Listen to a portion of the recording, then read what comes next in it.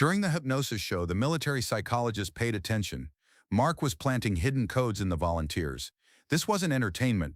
This was a military operation. Welcome to Delta Files. Before we dive into this powerful story of hidden techniques, psychological warfare, and unexpected expertise, tell me in the comments where you're watching from today. And if you believe stories like this need to be remembered, hit that subscribe button. The Mystic Theater in downtown Las Vegas had featured stage hypnotists for over a decade, but Mark Sterling had been their headliner for 3 years. Audiences loved his combination of comedy, mystery, and seemingly impossible demonstrations of hypnotic control. His shows sold out regularly, drawing tourists and locals who wanted to witness the power of the human mind. Dr. Elena Rodriguez was in Las Vegas for a psychology conference, taking a rare evening off to experience the city's entertainment. As a military psychologist specializing in interrogation resistance and psychological warfare, she was professionally curious about civilian hypnosis techniques. Mark was exactly what Elena expected from a stage hypnotist: charismatic, confident, and skilled at reading audiences. His initial demonstrations seemed standard, making volunteers cluck like chickens, forget their names, or believe they were famous celebrities. Until Elena noticed something that made her blood run cold. During his third demonstration, Mark called for volunteers who wanted to experience deep relaxation and stress relief. A dozen audience members joined him on stage, including a young soldier on leave and a business executive who mentioned being stressed about work. Mark began a standard induction process, guiding the volunteers into hypnotic states with breathing exercises and progressive relaxation.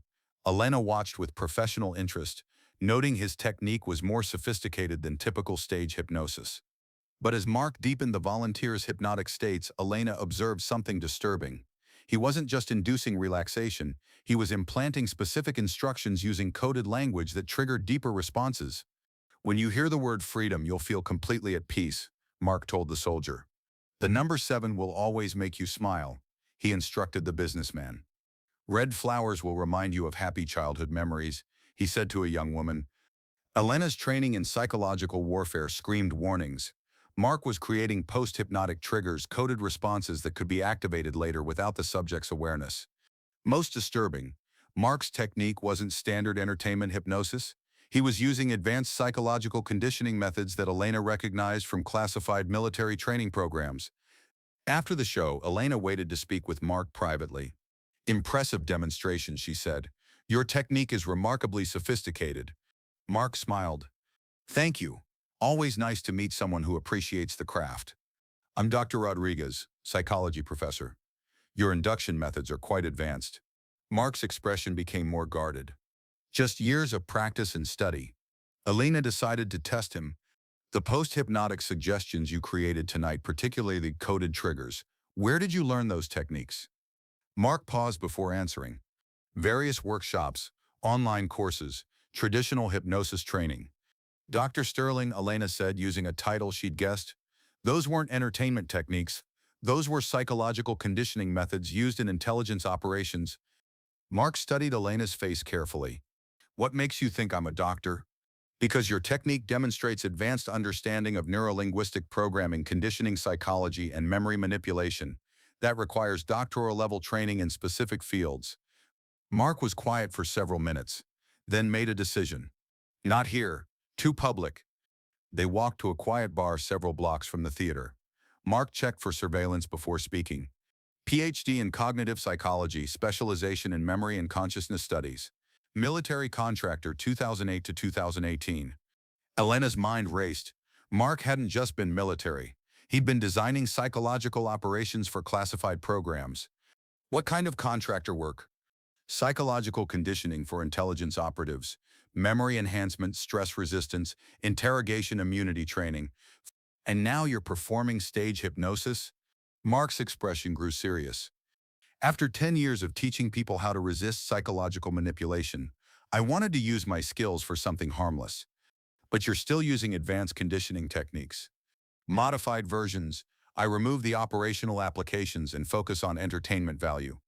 Elena was intrigued but concerned. "Mark, what I observed tonight wasn't harmless entertainment.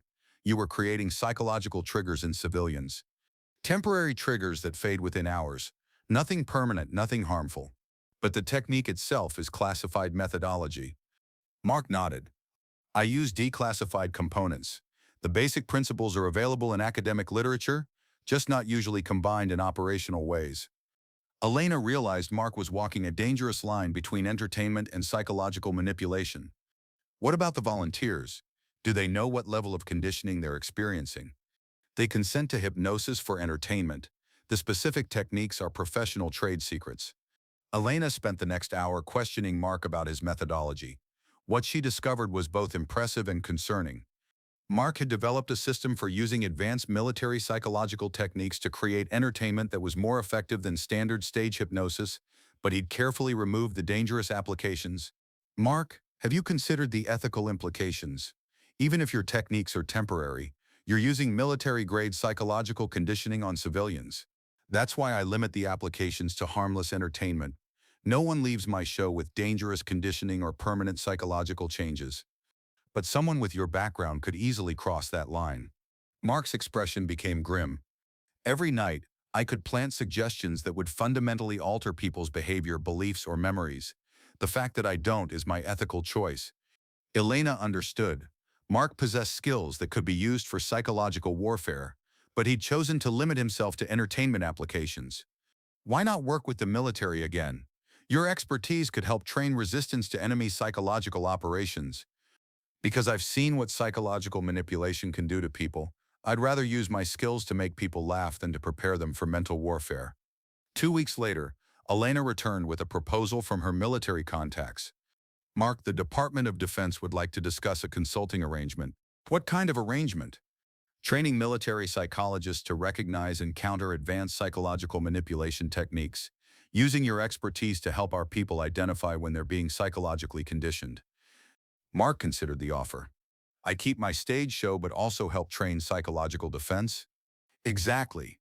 Your understanding of advanced conditioning techniques could help protect our operatives from enemy psychological warfare. 6 months later, Mark was working dual roles, entertaining Vegas audiences at night and training military psychologists during the day to recognize and resist advanced psychological manipulation. You know, Elena told Mark during a classified training session, you might be the most ethically complex entertainer I've ever met. Mark smiled while demonstrating psychological resistance techniques to a room full of military personnel. The power to control minds comes with the responsibility to choose not to. Every night on stage, I prove I can be trusted with that power. Now I ask you, have you ever seen a performer whose skills seem too advanced, too precise, too psychologically sophisticated for entertainment? Someone whose understanding of human psychology suggested training that went far beyond show business? Share your thoughts in the comments. Sometimes the most powerful performers are those who choose to use their most dangerous skills for harmless purposes. Thank you for watching. If this story moved you, subscribe, share, and help us honor those who possess the power to manipulate minds but choose instead to create wonder and laughter.